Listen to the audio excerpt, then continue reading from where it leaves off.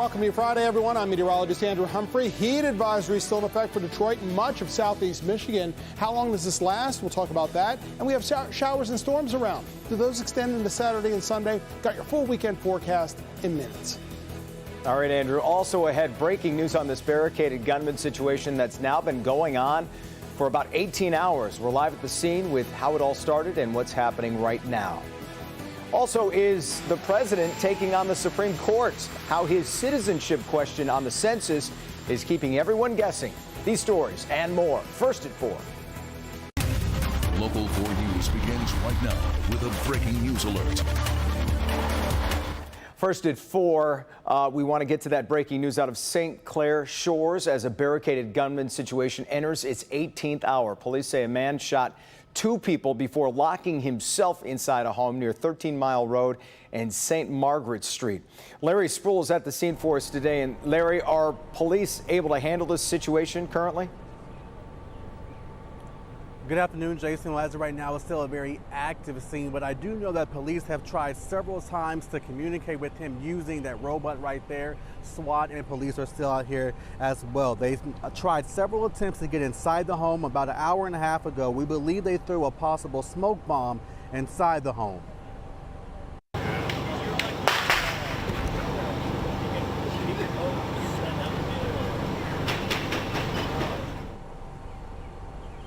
And here's video of that very moment where police threw some type of smoke bombs inside the home, several smoke bombs indeed. Now you can see that smoke coming from the home seconds later. Police are still blocking off this neighborhood, not allowing anyone in this area and forcing neighbors to stay inside their homes. Now police say this all happened late last night when he shot at 2 of his neighbors across the street.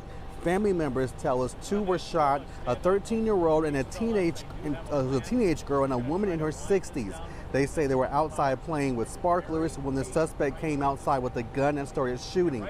Neighbors tell us he lives inside the home with his girlfriend and they are worried about her inside. It's his girlfriend's house, and I was more worried about her because she's not a bad lady. Is it possible that she's still in there? I'm aware of a woman living in the house. I'm not aware of where she may be, may or may not be. If she's hiding out somewhere else, if she's afraid, or she may be in the house. I don't know. And so police say they will continue to make several attempts to get him to come outside peacefully. I did ask what those tactics were. They could not elaborate on that at this very moment, but they did say they were hoping to resolve all of this within the next 2 hours. Of course, we will still be out here, and I'll have a latest update coming up tonight at 5. We are live in St. Clair Shore this afternoon. Larry Spruill, Local 4. All right, Larry. Yeah, 18 hours. Quite a long standoff indeed. We will check back with you at 5 o'clock, see if anything has shaken loose with that situation. In other news today, boy, be careful what you wish for, right? During those 60-degree May days, we would have killed for this kind of weather, and now the heat and humidity is killing us. And it has meteorologist Andrew Humphrey keeping an eye out for some storm chances again. Hey, Andrew. Good afternoon and happy Friday to you, Jason. Happy Friday, everyone. We still have that heat advisory in effect for Detroit and much of southeast Michigan, for Wayne, Oakland, Macomb counties, but quite frankly, anywhere in southeast Michigan, you are feeling the heat. You are simply sizzling. It's 90 degrees right now for our friends in Port Huron, while it's 91 at City Airport. So far, 92, the high over at Metro, and it feels even hotter with a heat index approaching 100. 101 is the current heat index over in Monroe. 100 for our friends over in Mount Clemens. So do what you can to beat the heat. Water is the best beverage. Best place to be actually is indoors where it's nice and air conditioned. Got a few showers and thunderstorms just like yesterday as well. You got this one cell right on top of Royal Oak and Ferndale that's moving to the east slowly. So how long does this heat last? Not all weekend. We've got some relief on the way.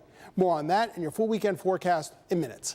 All right, Andrew. In Warren today, 3 men faced a judge in connection with the deadly beating of an Auburn Hills man. All 3 are charged with involuntary manslaughter. Prosecutors say 4 men were riding home from a party when a fight broke out in the back seat. The driver pulled over and the fight continued in a parking lot with the men beating the victim before taking off. The victim collapsed in the middle of Mound Road and later died at the hospital. All 3 men were given bonds of $50,000 to $75,000. A woman is in custody after officers say she stole a Ferndale police SUV and took it for a joyride. We're told a Ferndale officer was on a medical call when a 24-year-old woman hopped in his car and took off. She led police on a chase until she crashed it on Detroit's west side. Witnesses say she was speeding down 7 Mile before slamming into another SUV on Stopel Street. Oh, I think it's ridiculous. It's crazy out here, you know? It really don't make no sense. I mean, what if some children was out here or something, you know? The woman told police she just wanted to have some fun. Police say no one was injured during that chase. President Donald Trump wants a citizenship question on the U.S. Census, and he seems determined to make it happen one way or another.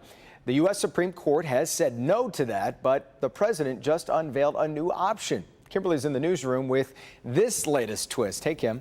Hi, Jason. Good afternoon to you. There are two things to remember here. One, the census forms are already being printed without the question asking if you're a U.S. citizen. And two, no matter what the president does, he'll face a new legal battle. So we thought this was all over when the U.S. Supreme Court ruled the citizenship question should not be on the form. Well, the High Court says the administration's reasoning for adding the question was not good enough. Just when it seemed to be over, the president tweeted that he wanted the Justice Department to find a new way to make it happen. Well, that led to emergency court action this week. The Justice Department says it will continue to look for grounds to get the question included. The president says he has a new idea, an executive order. Listen. We can also add an addition on, so we can start the printing now and maybe do an addendum after we get a positive decision. So we're working on a lot of things, including an executive order. Right. So critics argue that the citizenship question will discourage undocumented residents from answering the census. Then they're not, which affects, of course, representation in Congress and government funding. So there's a lot riding on this, but it's not all clear where we're headed with it. So, Jason, we'll continue to follow it for you. Until then, we'll send it back to you in the studio. All right. Sounds good. Kim, we'll see you at 5. Sure. The latest jobs numbers are up, but that news actually sent stock prices down today. The Labor Department reports the U.S. economy added 224,000 jobs last month. That's much better than the 150,000 that were expected. The unemployment rate is now just 3.7%, up a little. Now the jobs report might discourage the Federal Reserve from cutting interest rates. Many expected a cut this month. Investors actually wanted to see a rate cut, so they weren't very happy. Stocks spent much of the day in the red, rallying a little bit. You can see the closing numbers right now on your screen as the Dow Jones closing slightly off today. We're also tracking other big stories making headlines across America. Let's start in Chicago, where the fireworks viewing party on the Navy Pier turned violent, leaving 16 people injured. 3 people were stabbed and taken to the hospital in serious critical condition, serious too critical, I should say. Others have minor injuries after they were trampled in a mad rush you can see to get away from the scene here from some home video. Police say reports of someone with a gun caused that stampede you just saw, but no one was shot in that. And in southwestern Indiana, a 5-year-old boy was rescued from a drain pipe. He was trapped 30 feet down for an hour before rescuers were able to lift him out. The boy was checked out at the hospital and found to have minor scrapes and bruises. He reportedly fell down the drain during a fireworks show. Good to see that. Still to come, this is not a flashback to December. We'll tell you about a 4th of July celebration that was 8 years in the making. But up first, you probably heard about the Freshman 15, the college weight gain. Is it a real thing? And who stands to gain more weight, men or women? Good health is coming up.